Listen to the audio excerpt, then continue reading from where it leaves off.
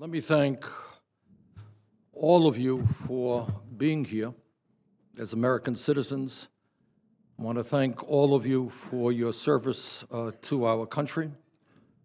And I want to thank the VFW for the extraordinarily wonderful work it does in representing America's veterans. So thank you for being here.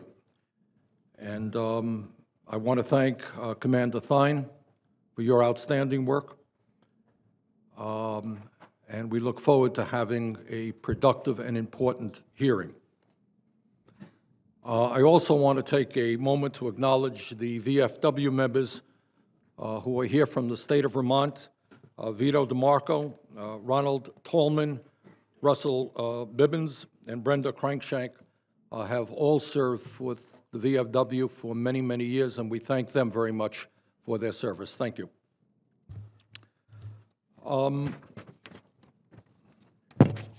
These hearings are not perfunctory. They are serious hearings because our job is to listen to the needs of the veterans of this country. Every committee in Congress plays an important role, but we are kind of unique because we have a special constituency, and you are that constituency. And for us to learn about the problems facing the veterans community, we need to hear from you. And we take very seriously what you have to say, as well as what the other veterans organizations have to say. And last year, and I should tell you I'm just completing or beginning my second year as chairman, we went through these series of hearings. And all of us, in a bipartisan way, listened very carefully to what the needs of veterans were. And we have worked hard to incorporate those needs into serious legislation. Legislation which came to the floor of the Senate last week did not get the votes that it needed, but we're going to come back and we're going to win that legislation and get the votes that we need.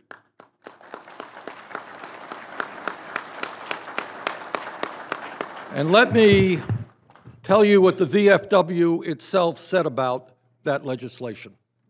It said, if signed into law, this sweeping legislation would expand and improve health care and benefit services to all generations of veterans and their families. Most notably, it would expand the current caregiver law to include all generations of veterans and provide advanced appropriations to ensure monthly compensation and pension, as well as education payments, are protected from future budget battles. The bill also offers in-state tuition protection for recently transitioned veterans, improves access to mental health and treatment for victims of sexual assault in the military, and authorizes construction of more than 20 community-based outreach clinics to serve veterans in rural and remote communities.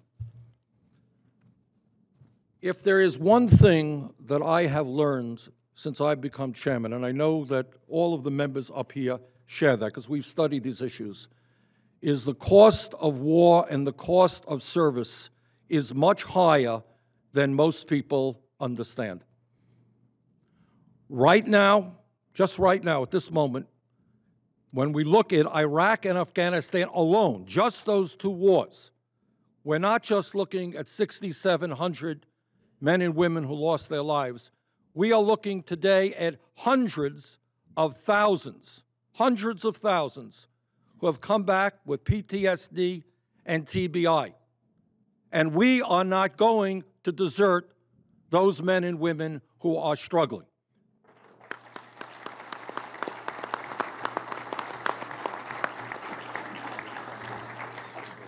We are looking at 2,300 men and women who suffered wounds in Iraq and Afghanistan such that they're unable to have children.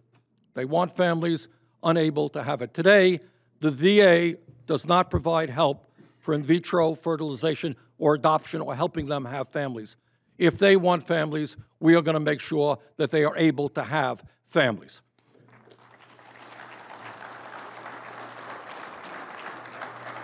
Now, I know there's an issue that is dear to your hearts and dear to, I think, many of us up here. And we made progress on this in 2010. And here is the story. Somebody gets hurt seriously in war, they're disabled. They come back in a wheelchair, come back without arms, maybe they come back without eyesight. And their loved one, often a wife, maybe a mother, maybe a sister, maybe a brother, maybe a cousin, is with those veterans, those disabled veterans, 24 hours a day, 7 days a week. And just think for a moment the stress that that caregiver is under. Not easy. This Congress and the President made significant progress 3 years ago, and I'm very proud of that.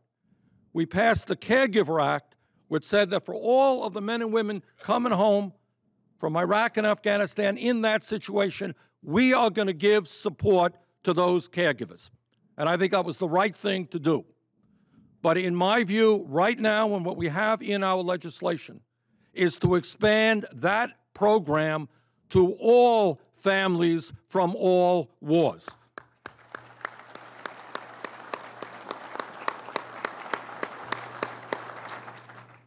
I know the VFW has been concerned about the issue of advanced appropriations.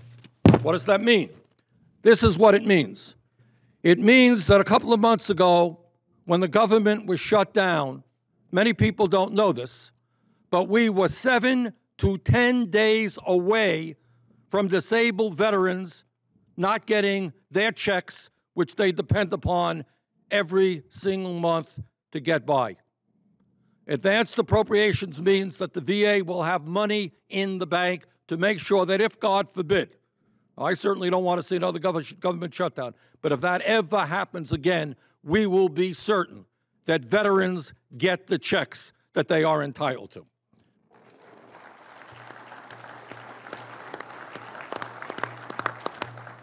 So let me just conclude by thanking you for standing up for veterans and to letting you know that the American people are clearly behind your goals. They understand that there is no greater sacrifice than anybody can make, that when he or she puts their lives on the line to defend this country, and when they come home, we have the moral obligation to make sure that we do everything we can to protect those men and women who have sacrificed so much for this country.